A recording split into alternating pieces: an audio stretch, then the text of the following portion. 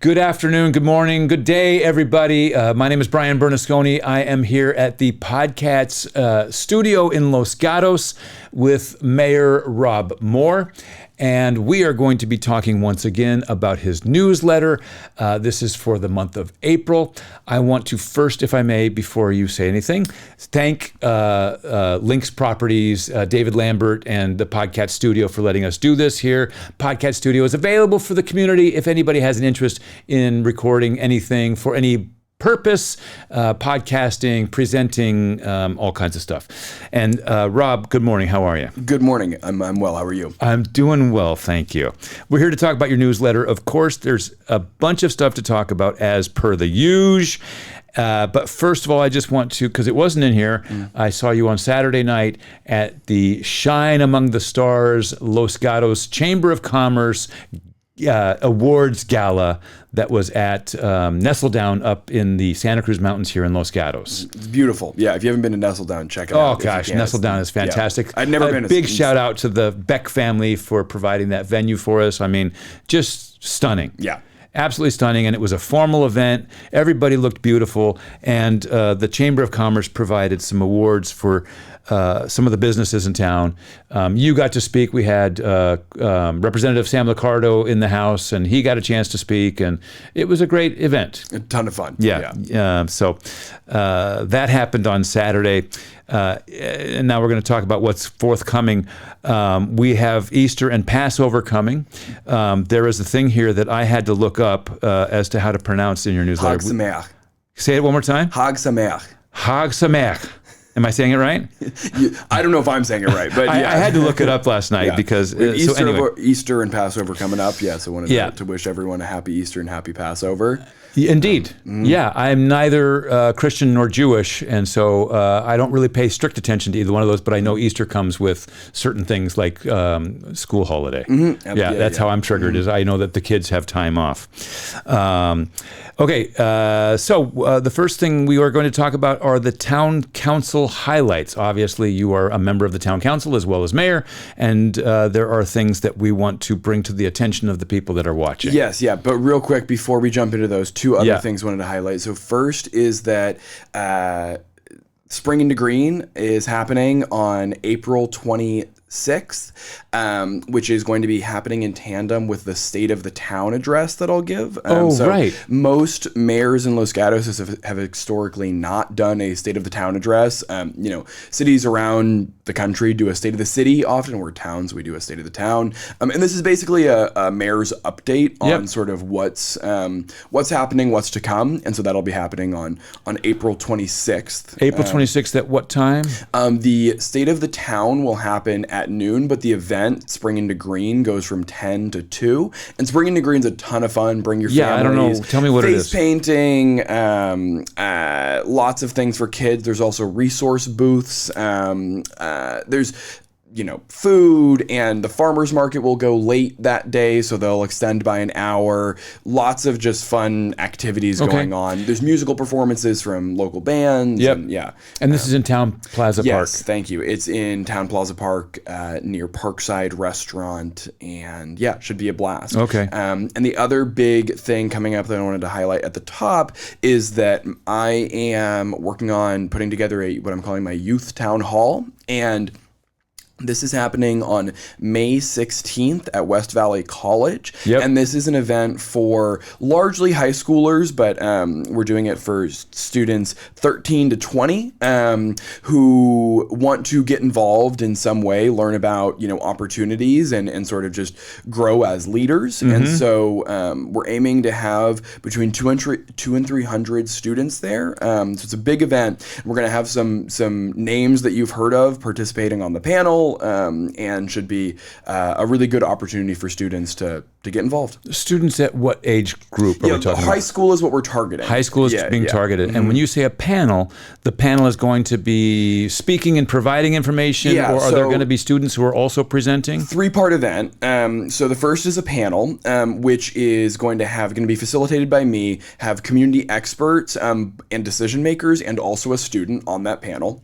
Then we'll go to the second part of the event, which is breakouts on 6 key topic areas that students companies that were picked by my student interns. So they, wide range from education to finance to government. Yep. And so we'll have students then facilitating those discussions also with different community experts to give the students exposure to lots of different people in the community. Also trying to help them network and sort of connect with people that might be helpful for them in their careers. And then a third part is resource boost. I think kind of undersells it. We are having really intentionally targeted organizations that are going to be tabling there, that are providing specific opportunities for the students after they sort of have gotten this exposure, had these discussions. They then leave that and open the doors, and there's organizations there that they can connect with and get further involved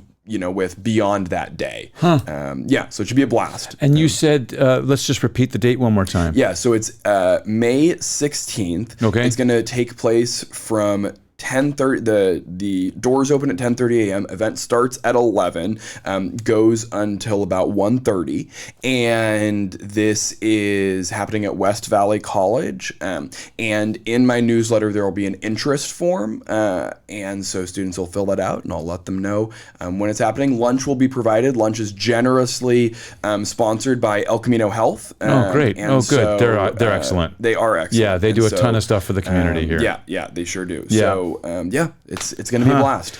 Sounds awesome. So if you have high school kids, definitely check that out. Fill out the interest form. Yeah, and it's not specific to any particular group of students, right? No. I mean, it's anybody sort of West Valley, so Los Gatos, West San Jose, Saratoga, but students that want to get involved, everybody's welcome. Yeah, that's great. Okay. Good. And Spring into Green. Spring into Green? Is that? Yeah, Spring into Green. So that's Spring into Green, State of the Town. State of the Town, yeah. Mm-hmm. Those are some great upcoming events. Absolutely. You are everywhere all the time. I've said this. Rob Moore is everywhere all the time. It's my job. It's your job. You're doing a fantastic job. Okay, now we're going to move into the Town Council highlights. You've got here the multi-year capital improvement program, which we talked about before we started the camera rolling, but I'm just going to let you riff on that for a second. Yes, absolutely. So long story short on this, so these are the three big highlights I'll give for what happened in March. We're looking at reviving and changing the way we do our capital budget, which is half of our budget. So we have the operating budget. Okay, I was going to say, tell me why you're revising. Yeah, so we have the operating budget that pays for salaries and ongoing costs and everything, most of what you would probably think about with a budget. Then we have the capital budget, which does all of our infrastructure, one-time costs. And the capital budget, the big problem that we have is we have these big ambitious plans, right? So let's say we want to build a new bridge. When we have a timeline that we set and we, sort of put money into the design when that part of the project comes up, and then we do the construction, and then all of the different parts of a project. Right, there's studies that go into this. Yes, correct. But we sort of chunk that money in a way that is every time you need to spend that money, it's a lot of money. And so what we're trying to do is actually change our model where if we have a 10-year plan for building a bridge and we know the total cost is going to be $50 million, instead of needing to find $30 million 3 years in and then $70 million 7 years in, and it being really a lot of money each of those years, if you have 10 years to fund this $50 million bridge, what we want to be doing is putting $5 million away every year. And then it's much less impactful to the overall budget. And one of the big things it'll help with is one of the things that the town has struggled with is these ebbs and flows, right, good and bad. And so this will help stabilize it a lot better, and also make sure that we are funding these projects that we really want to get done. The other thing we're going to do is take a really hard look at what projects we do have in our capital plan. Right now we have something like 60 projects that we say we're working on, but we have a staff in Parks and Public Works of less than, probably 30. And so there's no way to be doing all of that work all the time. And so we want to cut down on the amount of projects we're prioritizing to make sure that we really are prioritizing the projects we care about and then funding those accordingly. Right. Otherwise, you're trying to boil the ocean and it's easy to get lost because nothing gets done. Right. Yeah. Got it. Okay. That makes total sense. Is everybody on board? I mean, are you getting pushback on this approach? I think everybody's on board. Yeah. Yeah, there's no controversy here. The controversy is going to be when we start eliminating projects from the priorities. So that's going to get hard because there are projects that people love and have a lot of, and it's eliminating is probably the wrong word. No, you're not eliminating. We're pushing back the timeline on certain projects, and so right. But we really because only you're prioritizing other projects. Right. We should really only have a dozen or so key projects that we're really working on at any one time, so those things get done. Yeah. Okay. Objective standards. Yes. So this is the objective standards. Objective standards are a term in planning and development. So, and what we're trying to work on is, so we met the town council met with the planning commission and talked about how we want to change our design standards in town, our objective design standards in town. And this is sort of in response to the new development proposals that are coming in that we have less control over. And so this is a tool that we can use to expand some of our control to say on projects that are 6 stories tall, we understand that those are going to come in. But one of the things the town really wants to see is step backs. And so you're not just building a block, you're not building one giant rectangle, you're let's say the floor print is of the project is one dimension. As the project goes up, we want it to come in. We want it to tighten a bit. So when you get to 4 stories, what they call wall on wall. Right, exactly. Yeah. So and that helps a lot. We're especially trying to prioritize that where large developments back up to neighborhoods, single family home neighborhoods, where it is much less looming over, homes. And so, that's the sort of thing we're trying to do.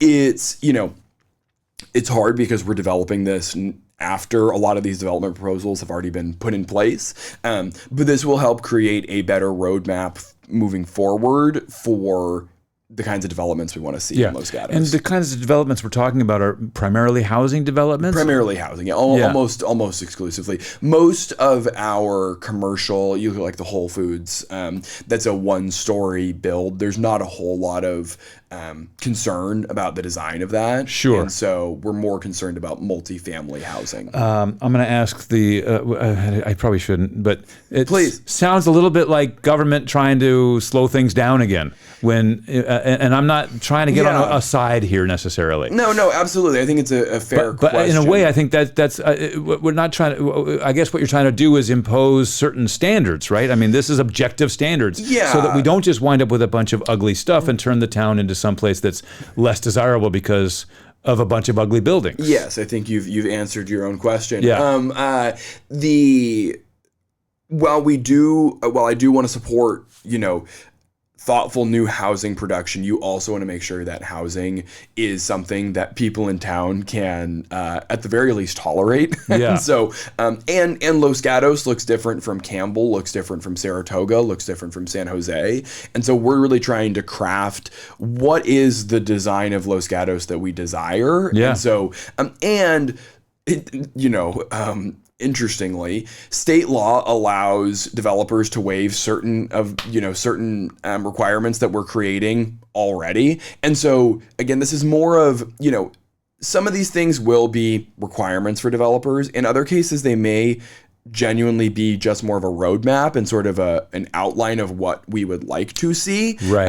And so we're sort of signaling, here's what we'd like to see built in Los Gatos, and that helps give more certainty to developers who are trying to build. Hey, if I bring forward a proposal that looks like this, I'm probably going to get the votes of the council. So Yeah. I think it's helpful all around. And we did, the consultants that are developing this met with a bunch of architects in town, met with developers in town, met with residents in town to take in feedback. And Oh, now great. we're sort of developing it from there. Oh, that's good to hear. I'm sure that helps to move things more smoothly forward. Yes, that is the hope. Yeah.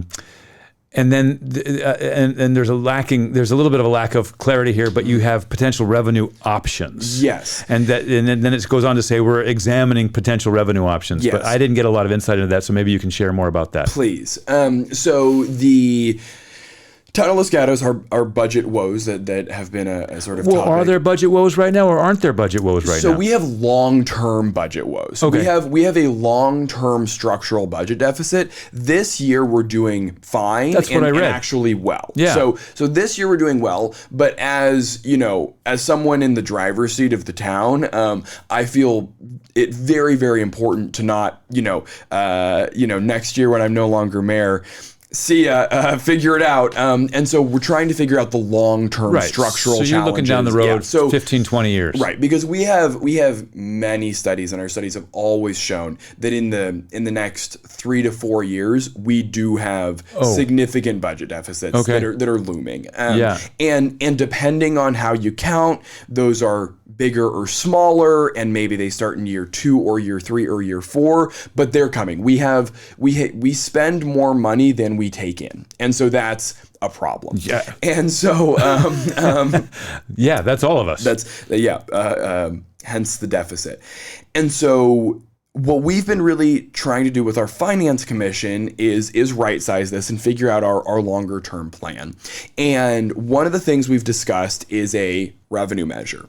Now, we had a long... I'm sorry, you used the term revenue measure. Yes, Just tax. give it... Thank you. A tax. Thank you. Imposing or levying an additional tax on the people who live in this town. Correct. Yeah. Or other... There's lots of ways to structure tax. But Got yes. it. We had a good long discussion with the Finance Commission and our staff about the timeline of that and what, where we're going. And I think where we've landed, though we haven't made any formal decisions on this yet, is I don't think, because the budget is fine this year, I don't think we're in a place where we can or should go for a tax measure this next year. Though the reason I highlight this is I do think it's important for people to recognize we're gonna have to create more revenue at some point, or we're gonna have to start Cutting programs. cutting. And it's we hear a lot from people who say, "Oh yeah, then you need to cut." I don't know what people want us to cut. Yeah. Do you want us to close the library? Do you want us to get rid of police officers? Do you want your roads to be in worse condition? There's not. No. We're very Senior lean. services. Yes, No. It's we don't have a lot of fluff in our budget, and any fluff that we did have when our new town manager came in, we did cut. We cut several $1 million from our budget, but we've all discussed we've cut everything we can without hitting bone. And now, if we want to do deeper cuts, people are really going to feel them. And that's why you bring forward a tax in the next 2 to 4 years, is you ask residents, is this something you're willing to tolerate? Do you want to see your services continue at the level they're at and improve somewhat, or would you like them to diminish? And then it's a good faith question that we're asking the residents. And so, but the update that I wanted to provide, I know I've alluded to this several times, this idea of a tax. I don't think we're going to go for a tax this year. Right. But we are going to continue taking steps to figure out if we run a tax in the future, what's the right way to structure that? What are our options? And so there will continue to be conversations about this year. But if I were a betting person, though, again, we haven't, formally made this decision. I don't think we're going to go for one this year. This year. Okay. Got it. Thank you. Yeah. We're moving on to the looking forward section. Yes. What's coming up? Yeah. So why don't we? So I guess first and foremost, you've got the West Valley Homelessness Services feasibility study, which again we talked off camera before we got on here, and I was like, it doesn't really reference what might be feasible or not feasible. So if you said you can clear that up a little bit for me. Absolutely. Yeah. So we're doing a study on homelessness feasibility, but what does that really mean? Yeah. So what this is a study that the cities of Los Gatos, Campbell, Saratoga, Monte Sereno, and Cupertino worked on together. Campbell took the lead on it, but worked on together to basically study homelessness in our 5 cities. Okay. I'm sorry, but hasn't this happened in the past? Not at a regional level. Okay, right. So this is more of a regional thing. And where this kind of comes from is you look at a city like Sunnyvale that has a similar population size of these 5 cities together, and Sunnyvale has a couple of homeless shelters, they have tiny homes, they have service providers that are dedicated to Sunnyvale, they have staff doing all these things. They're coming up with solutions. Right. And our 5 cities have very few to none of those things. Yeah. And part of the reason is that our efforts are very dispersed, right? And so Los Gatos has our homeless hotel program, which we're very proud of. We have our rental assistance program that we're very proud of. But because of our size and scale, we've never, thought what we need is a homeless shelter for our 50 homeless residents, right? It just doesn't, at a sort of economies of scale level, it sort of doesn't make sense. So I could make a stronger argument for why we need it, but I don't think it would necessarily be persuasive to everyone in town. So what this study does is basically says, if you were to address this regionally, let's pretend the 5 cities have, you eliminate all of the bureaucratic and logistical, barriers. Take the borders down.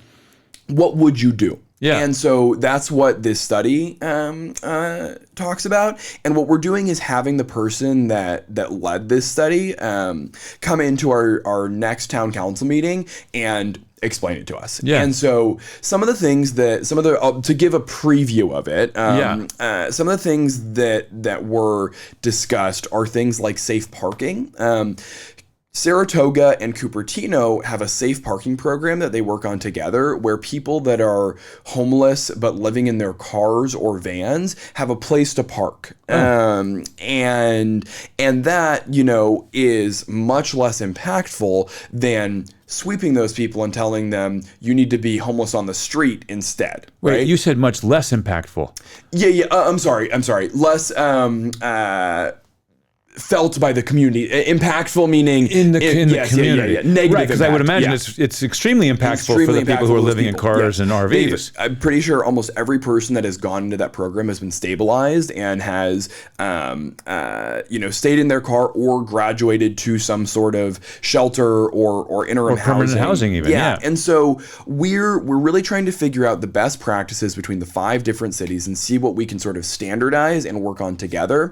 And one of the longer term, hopefully medium-term goals here is to develop some sort of housing or shelter or space where we can house people who are homeless in the West Valley, because none of the 5 cities have that right now. So if you have someone in Los Gatos who goes through all of the processes, qualifies for affordable housing or a tiny home or interim housing, whatever, there's no option for them in the West Valley. They have to go to San Jose. And we have folks who have grown up in Los Gatos who say, sorry, I'd really like to get inside, but that's a non-starter for me. I don't want to live on Cottle Road. I want to live in Los Gatos or Campbell, where I've spent my whole life. And so, the last thing I'll say on this is one of the things that I'm hearing more from residents and that I'm trying to be, I think is important to address is that, not in a really dramatic way, but we have seen an uptick in folks living on the street that you really see. So, we have a couple folks who make camp in downtown Los Gatos from time to time. In the park near my house, Live Oak Manor Park, there are 3 or 4 people that live in that park, though they move during the evening, but they essentially live there. And that's new. That's not something we haven't really seen folks living in parks before or in the downtown. And so it's important, I think, to have tools to say our parks are public space and we don't want people sleeping in our parks. But for me, in good faith, in order to tell those people you can't sleep here, we have to tell them where they can sleep. Yeah. And right now we don't have that. Yeah. And so that's the sort of high level of where we're trying to go on homelessness. Okay. Yeah. That's great. And that's going to be discussed at the next council meeting, which is on April 7th at 7 p.m. at the council chambers. Correct. Right? I don't know the address. 110? 110 East Main. 110 East Main. Yeah. Yep. Or on Zoom or YouTube. Oh, that's right. You can join virtually. Okay, next one, and you're doing great, and I don't mean to rush you, but we want to move along. Absolutely. Yeah. Housing appeals. Yes. So this is just an FYI, folks. In a couple weeks, are going to see a couple of the addresses of the major development proposals on the agenda. I think this is the ACE and a couple of large development proposals, 6-7 stories on Los Gatos Boulevard that are coming forward, but these are not actually the developments. So these are process appeals that are legal in nature due to the town's lawsuit, and so we have to put these on the agenda to demonstrate that we are continuing to process their applications. These are not the applications. We are not considering. You're not talking about design or scope or height or architecture. So I just wanted to give people a heads up that this is a procedural thing, not this is not their opportunity to appeal. Though they're of course welcome to come in and Sure. say their piece. This is procedural, not development. Okay. Yeah. You'll also be doing there will also be a VTA presentation, Valley Transit Authority. Again, not a lot of details for me here, but I'm curious to know, like, what is the VTA helping to provide? And what are they presenting on? So really quick, the VTA is our transit agency in Santa Clara County, and they provide both public transportation and congestion management services for the town of Los Gatos. And so, right. So that's not appropriate. Well, clearly there's work to do on the congestion management. The congestion management is definitely a thing. There's congestion to be managed. No shortage of opportunities for right, VTA. Every Saturday and Sunday. And so VTA is going to come in and provide an update on sort of their work in Los Gatos, and they're going to provide updates, I think, on maybe 2 or 3 key projects, one of which is the Highway 17 congestion management project, which is the widening of Highway 17 proposal. That is work is being done on that now. The project is being designed. They've funded it for 11 or I think almost $15 million now. They put $11 million into design last year, so that's an important update. Wow. So that's coming, and so we're coming in like the 2030s or the 2040s or something. Hopefully the project would be done by 2030. The construction on it is supposed to start 2028. Oh, that's gonna be hideous. It's a big. Well, and it costs $150 million. Yeah, and so it's massive. But it's a really, really important measure to take to alleviate our congestion problems. And the thing I always say about this project is, I'm sure VTA says this in a much more articulate way, but what this project essentially does is move the bottleneck of where our traffic starts that essentially eliminates traffic through downtown Los Gatos. So right now the bottleneck starts at Lark Avenue. Yes, it does. And when that bottleneck starts, people cut off at Lark to go through downtown Los Gatos. Right. If you were to move that bottleneck past Highway 9, think about closer to like the Katz restaurant. You would eliminate the rationale for anyone to cut through town. Want to go through town? Interesting. So that's the one big update from VTA that's specific to Los Gatos. The other big thing that's going on for VTA is that we talk about our budget woes. VTA has much more significant budget challenges, as do all of our transit agencies in the Bay Area. And so the long story short on this is that the state has changed how they're funding transit agencies, and it's a lot less money to the transit agencies. And so there's going to be a regional transit measure on the ballot this November to create long-term sustainable funding for these transit agencies that's it's VTA, it's BART, it's Caltrain, it's all of the major transit agencies that folks in our community use. And so VTA is going to be providing an update on all of that. Like that ballot measure as well?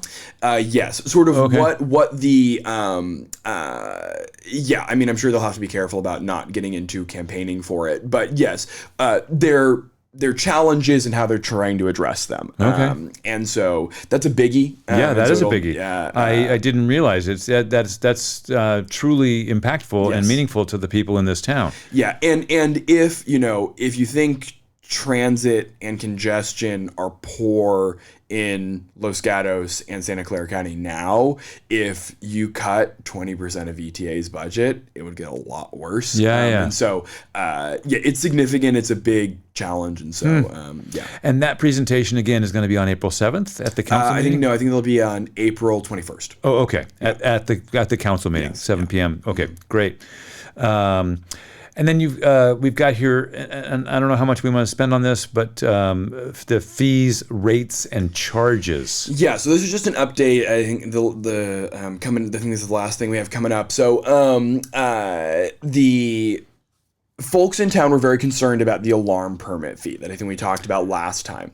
And so the police department and our finance department have gone back, crunched all the numbers, have tried to be responsive to community concerns, and we have changed the fee. And so what we've done is waive the registration fee for the first year. So we hope that everyone registers their alarm.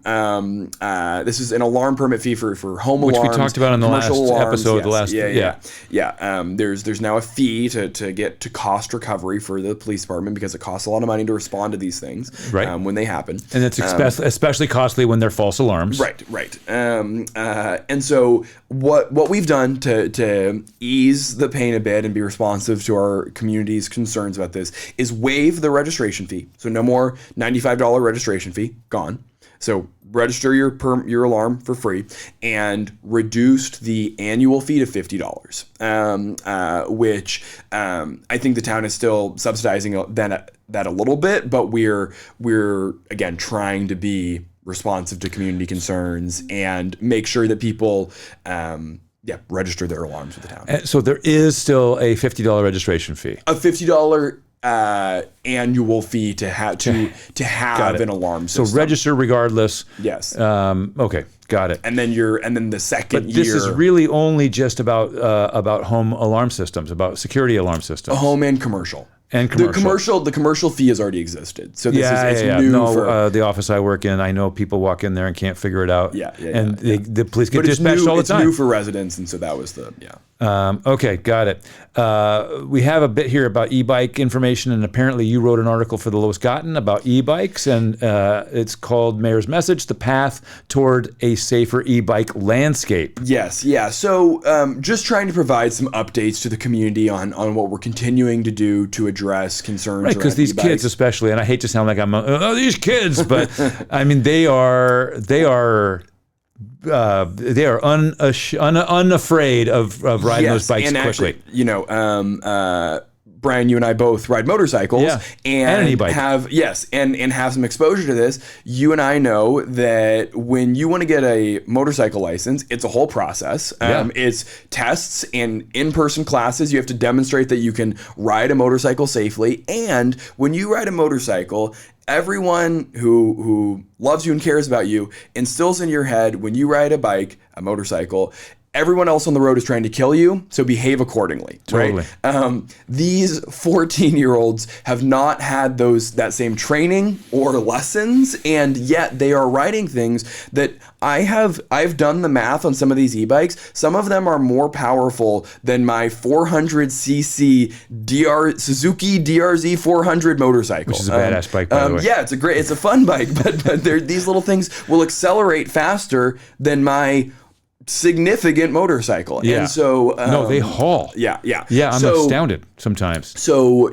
just providing some updates that we have the registration program now at the high school, which is making a big difference. And then Vice Mayor Maria Risto and I are working with some Hillbrook students to create educational materials and a better approach to this that better resonates with students. But the other reason I wanted to highlight this and put this in the paper and continue talking about this is that I think a huge piece of the puzzle is parent education, because the thing I said in the article and I've said before is that kids are not buying these motorcycles, these e-motorcycles, with their lunch money, right? They cost $5,000 to buy. And so the parents are supporting this bad behavior by purchasing these for their kids. And so I really hope that parents, if they want their kid to ride an e-bike, awesome, no problem. Get a class 1 e-bike, a true e-bike. Don't buy your kid an e-motorcycle, because that's especially with illegal and dangerous. And it's tragic that last week a 16-year-old died in San Jose on an e-bike. I'm sorry to hear that. Yeah, it's terrible. No, that's heartbreaking. And I hope that it doesn't take more, minors dying to get our arms around this. Dying is the worst outcome, but there are other horrible outcomes as well. Absolutely. And I just want to point out for the parents who might be listening, research show e-bike users face higher odds of injury than traditional cyclists. So it's not just a bicycle. Partly because you're going faster. Yeah, you're moving more quickly. And you can accelerate faster. Yeah. And younger riders have a particularly high crash rate. Yeah. Right? So these kids are not paying attention. They don't know. They have a hard time predicting what the future is. They don't have their driver's license, so they don't know the rules of the road. They're, and I'm very honest about this too. When I was 15 years old, I was a hellion. I was doing, getting into all kinds of trouble. I was. No, I very much was. And so if you would have given me one of these when I was that age, I would have done such stupid things, And so I don't fault the kids necessarily for not having their brains fully developed. But that's a big part of it. It's a public health and a safety issue that we need to collectively address. And yet, we also want them to be allowed to get around the town. Right, it's a great way of moving around town. I'm very supportive of e-bikes. Legal, registered e-bikes, awesome. Great way to get around, especially for kids. I grew up in the eastern part of Los Gatos, and so I grew up maybe 4 miles from downtown Los Gatos. I don't ever remember riding my bike to downtown Los Gatos, hang out with my friends. Now this is a great way to help kids, connect onto the creek trail and go longer distances, especially as we talk about, kids spending too much time on their phones. When they try to do something that's not spending time on their phones, we shouldn't be, criticizing them. But we should be helping them do it in a safe way. Totally. We've got some upcoming events here, and the one that's not listed, so I'll start with it so I don't forget, is the new Whole Foods is opening. Is this where you wanted me to... Yeah. So new Whole Foods I may be a little early. It's an announcement. That's an announcement. I'm sorry. No. It's still a date. April 15th, new Whole Foods is opening. So April 15th, the new Whole Foods is opening. Yes. Which means I imagine the old Whole Foods is closing. On April 13th. So I talked to the manager, 48-hour turnaround, which kind of blows my mind. Of they're taking all of the employees who currently work at the existing Whole Foods, doing 48 hours of training with those existing employees. Also, they're hiring on a bunch of new employees because the new Whole Foods is more than twice the size of the existing one. Thank goodness. And then they're going to be up and running. Amazing. So it's exciting. All right. Spring into Green we talked about. Spring into Green. April 25th from, it says here 10 to 2, but I think you gave me slightly different times. That's okay. We're generally 10 to 2. 10 to 2, yeah. The Chamber Wine Walk is coming up. Chamber Wine Walk coming up, yeah. Chamber of Commerce, Los Gatos, who does a fantastic job. If you haven't done the Wine Walk, do it. It's so much fun. It's everybody loves it. Yeah, it's everybody absolutely loves it. That's on April 25th from 2 to 5. Kick off the good weather. Yes, April 20th. ChamberLosGatos.com, I believe, is the website. You can probably go get tickets there. Yeah. And just a quick, so I've the Wine Walk, April 25th, 2 to 5. Then Spring into Green, I think I have the date wrong. It's April 26th. Oh, okay, so it's the next day. Okay. Yeah. Good.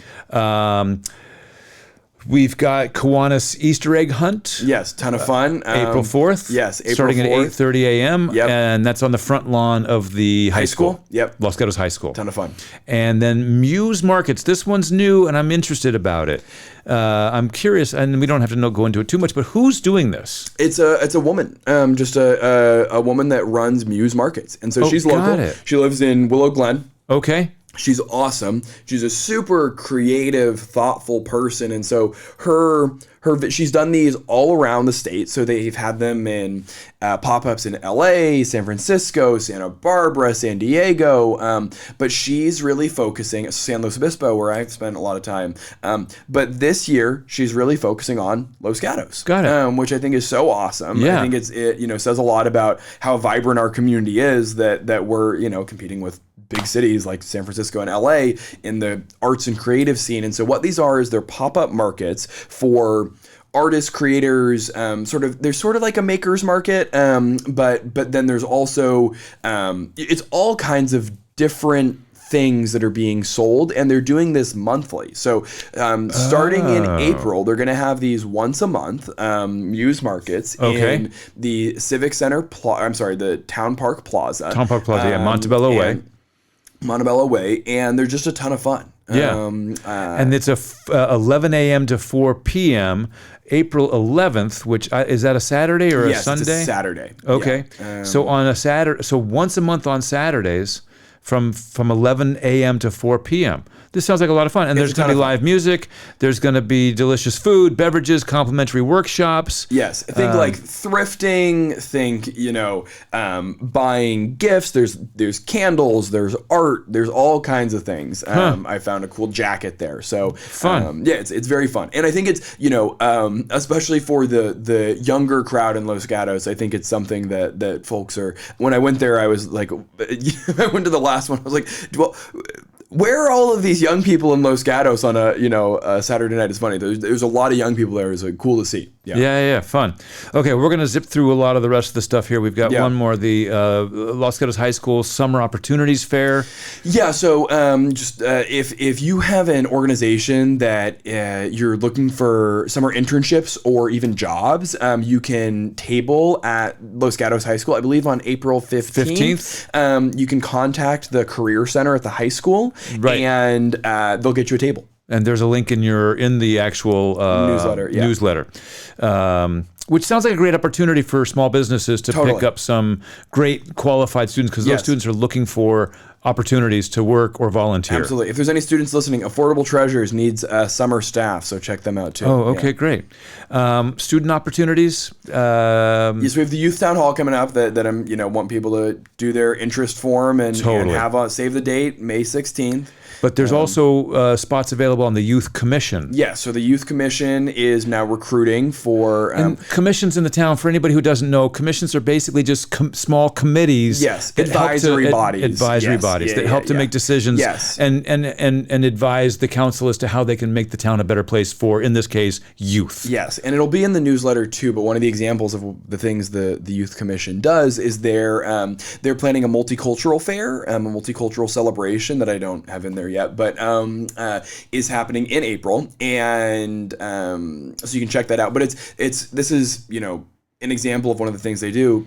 These students get together, they say, we want to do a multicultural celebration, and they make it happen. So it's a really cool thing. Yeah, it's so cool. I mean, some of these kids are just so on it. Yeah. Okay, community coffee is coming up. Yep, I'm doing it this coming Friday, so April 3rd. You can sign up in the newsletter. 8 a.m. to 10:30 a.m. Yep. And you are doing it at Lele Cake. Am I saying it right? Or is it Lele Cake? I think you got it right the first time. Lele, and it's in East Los Gatos. Yeah. You got to go out to the Badlands of East Los Gatos. Yes. Try to get all around the town. There used to be an Italian restaurant there, and then there was a Starbucks there, and now it's Lele Cakes, and I looked it up when I was preparing for this. Yes. And it looks phenomenal. Oh, it's a beautiful, beautiful, beauul space. And beautiful pastries and cakes. And actually they do really well. They're very successful, but I think a lot of people they're in Los Gatos, but because they're right at the San Jose border, I think a lot more of their traffic comes in from sort of West San Jose instead. So I'm always trying to help people in Los Gatos know this is out there, because it's beautiful. And they have two spots. They have their it's Lele Cake, which is their cafe, which is where I'll be doing my coffee. And then they also have a really nice restaurant called Lele Kitchen. And it's it's just an awesome space. Okay, but this is down Blossom Hill Road, just shy of Harwood. Correct. You got There's it. a little shopping center there off to the right. There's a Walgreens and a dance studio and other things. Yep. So No longer a Walgreens, unfortunately. oh, it's gone. I haven't been there in a while. Apparently, Yeah. I got to make my way out there. But boy, those. I mean, I would say check it out because the products look. Just delicious. Is there other stuff you want to cover? No. So I think the last one that I wanted to touch on is just a shout out to my fiance, the First Lady of Los Gatos, Kylie Clark, who was named by Assemblymember Gail Pellerin as the AD 28, our assembly district's Woman of the Year, and so she was recognized for all of the amazing things she does, but predominantly for thank you. I want to know some of the amazing things she does. On the Measure A campaign. She was the campaign manager for Measure A, which has essentially saved our local hospitals. Has prevented O'Connor Hospital from closing and has stabilized the budget of our county healthcare system. So that's amazing. Yep. Kudos to her for that, but also for her work at the Silicon Valley Council of Nonprofits, where she is the policy director, and she's constantly organizing around important efforts to create no affordable housing, to help our homeless neighbors, to protect our immigrant population. And, if you think I'm busy, Kylie is somehow much busier than I am. And so, she's doing a lot for the community. And the last thing that was highlighted was her work on youth homelessness, where she got her master's degree from Columbia University. Right. And humanities, or not humanities, but human rights. Human rights. Master's in human rights, and specifically studied youth homelessness in San Jose. From my understanding, the only person that has done a formalized study of youth homelessness in San Jose. She doesn't say this, but I always say this, making her one of the foremost experts on the topic. Did a presentation last night talking about how to address youth homelessness specifically. So good for her. Yeah, I mean, just heartbreaking that there is such a thing as youth homelessness. And it's a huge problem. Any homelessness whatsoever, but young people deserve better than that. San Jose is the largest proportional youth homeless population in the country. It's heartbreaking. It is heartbreaking. These are our neighbors. These are our neighbors. These are people in our community. They just live differently than us, and they get a really bad rap. Yep, they're demonized and criminalized in a way that's undeserved. Cruel. Cruel, and so that's why we're highlighting Kylie. That's great. As Congratulations, Kylie. Yeah. So, okay, I think that's it. We've gone a little long today, but that's all right. We covered a lot, and I appreciate it. Thank you. No, thank you. Thanks for listening. If you don't have the newsletter yet, and you are not receiving it in your email inbox, you can go to, you can email you directly, correct? Yes, email me directly or go to my website. So my email is rob@robforlosgatos.com, or you can go, if you look up Rob Moore Los Gatos, my website will pop right up, and you can subscribe on my website. And are you putting your email in the show notes in the YouTube channel? Yes, yeah. Great. So lots of opportunities to get that. We really appreciate your time. Thank you guys for tuning in. Thank you for being here this morning. Yeah, thank you. Appreciate it. All right, see you. Bye.